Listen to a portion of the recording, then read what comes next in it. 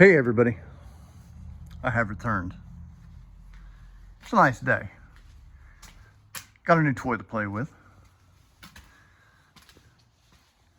It's about 9 o'clock. The temperature is 60 degrees and the humidity is 69%. Let's see what we got up there now.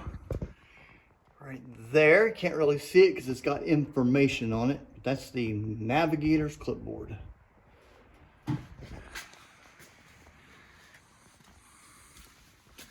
Got a donation this week. I thank you very much. Unfortunately, the list has not changed. XC99 is about the same. The B-36J is still gone. One thing I do love is information. Whenever somebody gets me information, I pretty much, if it's in my power, it makes sense, I go right to building it. And this clipboard is one of those things that I've just been absolutely fascinated with since the first time I actually noticed it. The first thing I need to get out of the way, well, the first thing I need to say is my guys at Castle Air Museum,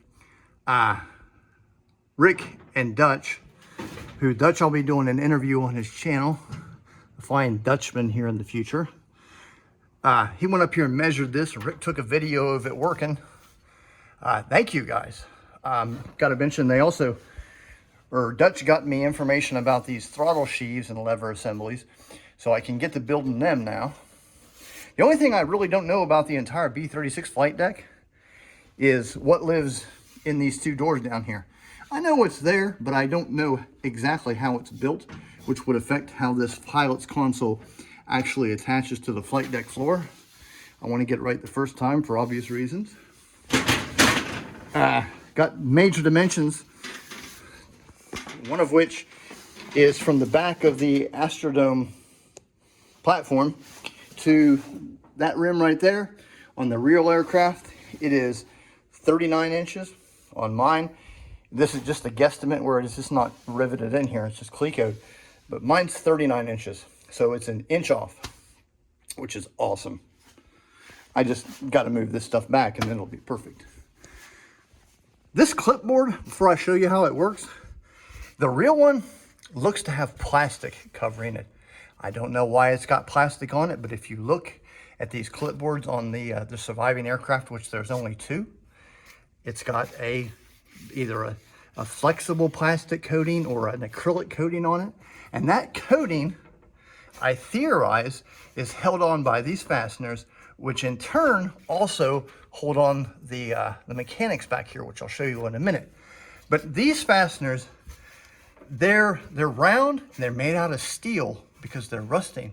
I estimate they're about 1/4 of an inch, maybe 3/8 of an inch. They stick out, which doesn't make any sense. Maybe a 32nd of an inch, 1/16 of an inch max.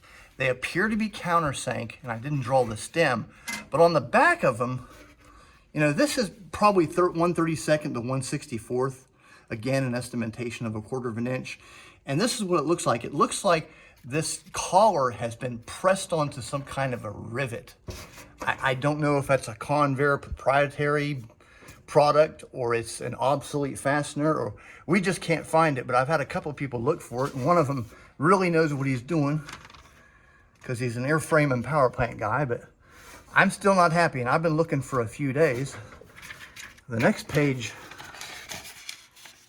is about what it looks like, what I estimate it to be. This is too thick, but this would be your plastic and this would be your aluminum. But if somebody has any idea what those things are, and I've looked on Google and eBay, I know it's going to be the 1 in a million thing that when I find it, I'll find it everywhere, but I can't find it. So let's play with this thing now. This is, I think, day 3 on this thing. Did I start yesterday?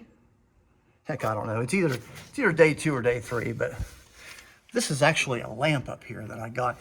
I mean, you see, I had my Variac. I had my 28 volts hooked up to it, and it was working until I got time to shoot, and the dang thing stopped working. I get an LED in there, but this thing pops down. just like this. A little help on the back side. My welder quit working, so I probably got to buy a new welder. So I was working on the detents and the things that catch right there, but as you can see, it ain't going nowhere. This clip is made out of spring steel from a saw, and let me tell you, if I can, yeah, there they go. But that'll hold those things up there, and you press on the back and it opens up just enough to get your paper in there. And you got your light, and you know, these are the proper dimensions based on the functionality of it. And I was worried that it would hang down, and if you're up here working, you got your eye in this, you'd want to have it a little bit angled towards you, but sure enough, once I got it up there, it is most certainly angled towards the celestial navigation stuff. Yeah, that's it. It's riveted together here and here. It's screwed in there, and it unbolts up here, so you can undo your bolts, undo your screw, and pop that thing out of there. And that's, I don't have any, I can only see these sticking out, but I don't know what this looks up here, but the IPB is very simple in this department. But I riveted that with solid rivets up there. The only thing I have to do, other than, you know, get these firmed up, I'm probably gonna have to anneal these so they don't bend, but they're, as you can see, working pretty dang good, seeing as how I just hung this thing up here. I gotta make some spring steel catches, so when you pop that up there, it'll stay, which it kind of already does. This isn't flush yet because I've allowed for the line of the ceiling panels. So that's pretty much exactly where she's going to sit right there.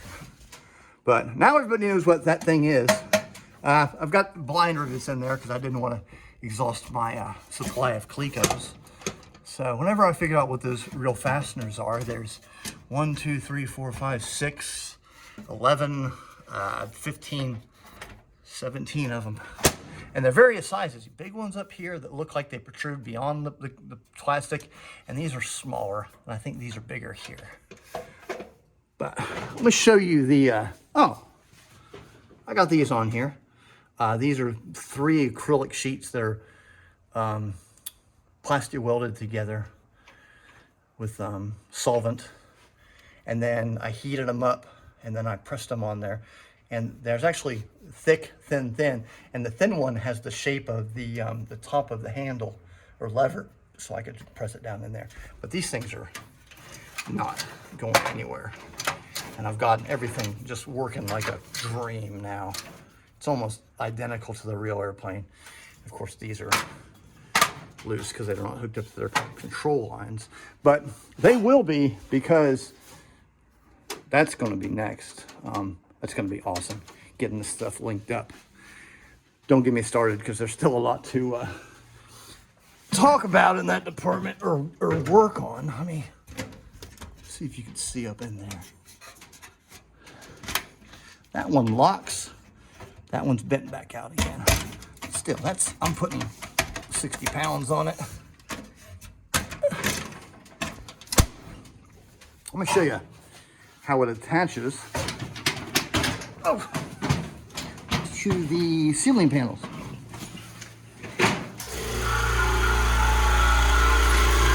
Stop you. Now, whenever I built these ceiling panels, I had one picture out of the book Magnesium Overcast, and I went by that. And now I've got plenty of pictures of what this looked like from crash sites and other B-36 canopies. I assumed that there was a gap between the size and the frame, which there's not.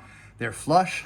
So mine's a little bit different. I utilized that gap right up there. You can see those solid rivets, where this should have continued to the frame and it would have been riveted right there. And of course the back is riveted right there. The B-36 canopy consists of about 2,700 of these Tinnerman U-bolts. That is how the panels go in here, which when those panels in here, it's gonna really stiffen up the clipboard mechanism. And then you got these strips, and then they're in there with number 10 sheet metal screws. I got still, you know, a lot of work to do on the canopy. There's going to be, like I've said in my earlier videos, if you didn't catch them, there's going to be weather stripping in here, and I'm probably going to redo all these strips so they'll be dimpled and countersink. But add that to my growing list. Oh. Go get you another shot of that thing. That clipboard only survives currently on Castle's B-36 and the B-36 at the Air Force Museum. So now I've got almost a complete, fully functional Navigator's Astrodome sighting station. I'll see y'all next time.